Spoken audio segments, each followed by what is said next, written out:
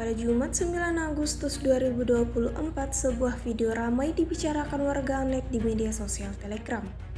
Pasalnya, dalam video tersebut menunjukkan detik-detik penghancuran kendaraan militer Ukraina di perbatasan wilayah Kursk. Angkatan bersenjata Rusia menembakkan UAV lancet ke kendaraan tempur infanteri Amerika dan kendaraan lapis baja kosak secara brutal. Alih-alih meleset, serangan justru tepat mengenai sasaran dan berhasil menghancurkan titik target. Akibatnya, seperti yang terlihat dalam rekaman, insiden ini menambah daftar panjang kerugian yang didapatkan Angkatan Bersenjata Ukraina. Video ini viral dan menuai beragam komentar dituliskan warganet.